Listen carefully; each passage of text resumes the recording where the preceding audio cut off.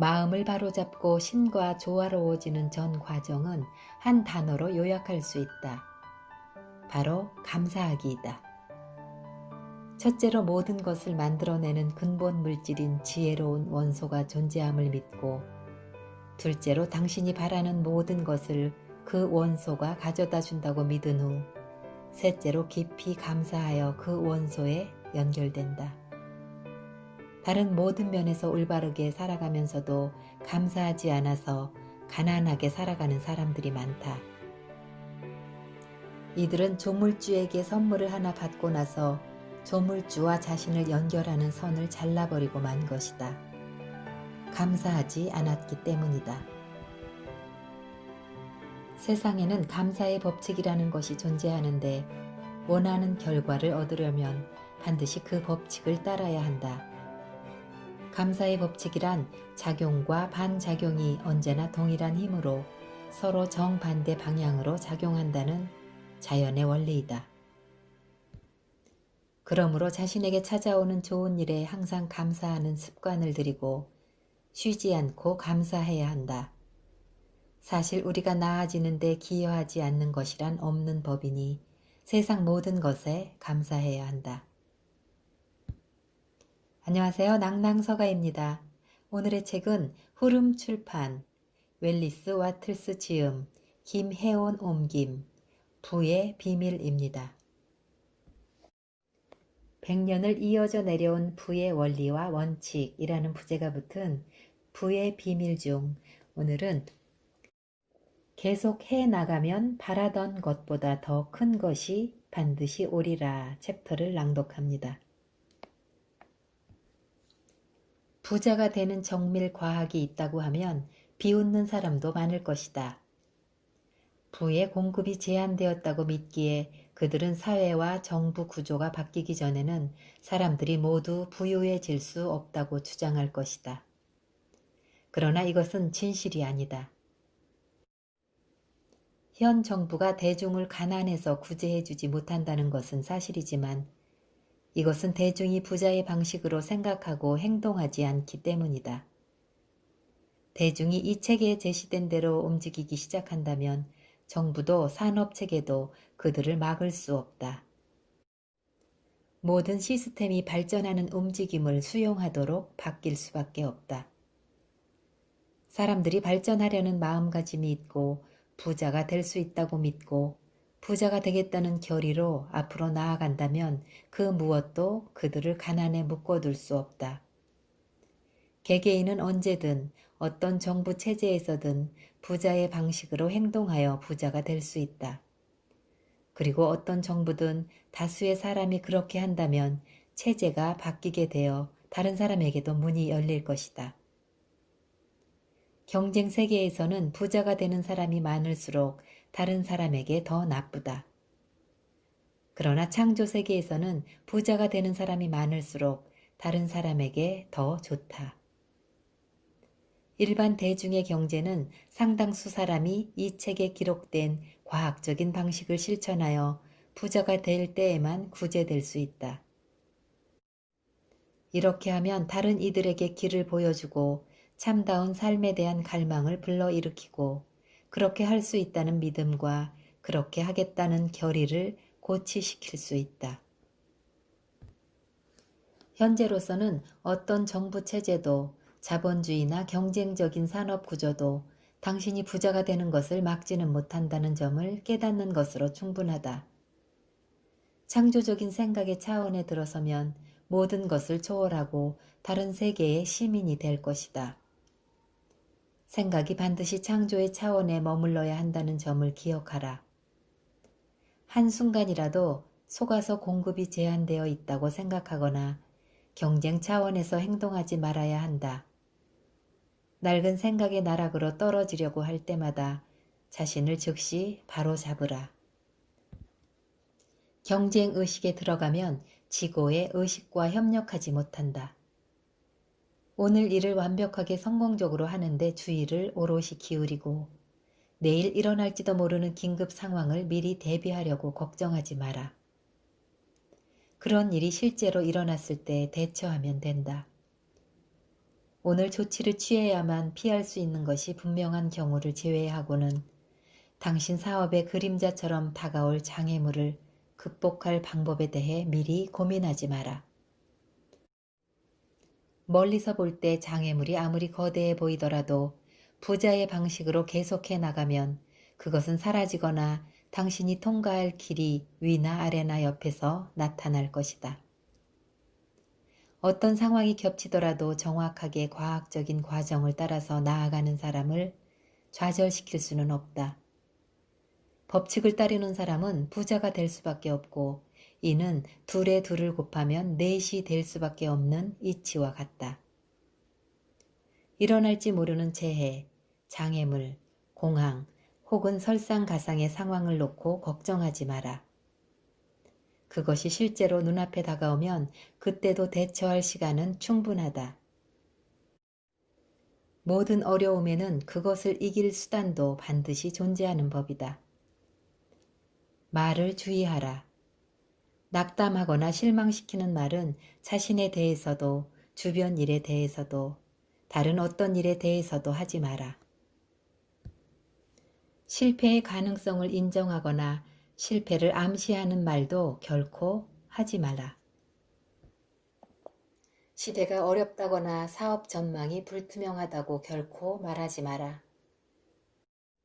경쟁 차원에 있는 사람에게는 시대가 어렵고 사업 전망이 불투명할지 모르나 당신에게는 결코 그렇지 않다. 당신은 원하는 것을 창조할 수 있고 두려움을 초월해 있다. 다른 이들이 힘겨운 시기에 겪고 사업이 되지 않을 때 당신은 가장 큰 기회를 발견할 것이다.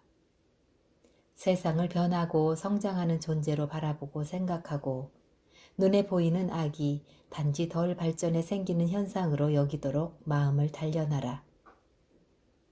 늘 성장의 관점에서 말하라. 그렇게 하지 않으면 자신의 믿음을 부정하는 것이고 그러면 곧 믿음이 사라질 것이다. 결코 실망하지 마라. 원하는 것을 일정한 시간 내에 얻으리라 기대했는데 그때 얻지 못하면 실패한 듯 보일 수도 있다. 그러나 믿음을 유지하면 실패가 겉으로 보이는 상태일 뿐임을 알게 될 것이다.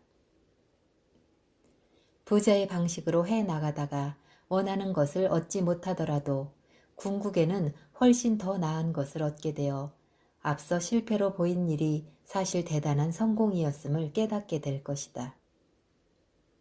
이 과학을 공부하던 어떤 사람을 예로 들어보겠다. 그는 어떤 사업을 일으키면 매우 유익할 것이라고 생각하고 그렇게 하기로 결심한 뒤 목표를 이루려고 몇 달 동안 노력했다. 그런데 결정적인 때가 되자 전혀 설명할 수 없는 방식으로 일이 무산되고 말았다. 마치 보이지 않는 힘이 비밀스레 뒤에서 작용한 것 같았다. 그는 실망하지 않았다. 오히려 소망이 이루어지지 않는 것을 신에게 감사했고 좌절 대신 감사하는 마음으로 꾸준히 일을 계속해 나갔다. 몇 주 뒤 처음 거래와는 비교할 수 없을 정도로 좋은 기회가 찾아왔다. 그는 자신이 좋지 않은 기회에 뒤엉켜서 훨씬 더 좋은 기회를 놓치지 않도록 자신보다 더 큰 존재가 도와주었던 것을 알았다. 믿음을 유지하고 결의를 굳게 하고 감사하면서 날마다 할 수 있는 일을 하고 각각의 일을 성공적으로 해낸다면 실패처럼 보이는 일이 모두 이런 식으로 당신에게 작용할 것이다. 실패한다면 그것은 충분히 크게 요청하지 않았기 때문이다. 계속해 나가라. 그러면 바라던 것보다 더 큰 것이 반드시 오리라. 이를 잊지 마라. 원하는 일을 할 만큼 재능이 없어서 실패하지는 않을 것이다. 앞에서 말한 대로 해 나간다면 일에 필요한 재능을 모두 개발하게 될 것이기 때문이다. 재능을 개발하는 방법을 다루는 것은 이 책의 범위를 넘어서지만 그것도 부자가 되는 과학만큼이나 분명하고 단순하다. 어떤 자리에 서게 되었을 때 능력이 부족해서 실패할지 모른다는 두려움으로 주저하거나 흔들리지 마라. 계속 나아가 그 위치에 이르면 능력이 배양되어 있을 것이다. 제대로 배우지 못한 링컨에게 능력을 주어 최고의 성과를 내고 존경받는 대통령이 되게 한 능력의 근원이 당신에게도 열려 있다. 당신이 맡은 일을 해내는데 필요한 지혜를 지고의 존재에게서 받으라. 굳게 믿고 앞으로 계속해서 나아가라. 이 책을 공부하라. 여기에 담긴 내용을 모두 터득할 때까지 늘 함께하라. 이것을 굳게 믿게 되기 전에는 오락이나 기타 소일거리도 자제하라. 이와 상반되는 내용을 강의하거나 가르치는 곳을 멀리하고 비관적이거나 염세적인 글을 읽지 말고 그에 대해 논쟁하지도 마라. 여가 시간에는 되도록 비전을 묵상하고 감사하는 마음을 기르고 이 책을 읽으라. 여기에는 부자가 되는 과학의 모든 것이 담겨 있다. 만물이 창조되는 근본에는 무형의 근본 원소가 존재하는데 이것은 우주 공간 전체에 스며들어 있다. 이 원소의 생각이 깃들면 그 생각대로 사물이 창조된다.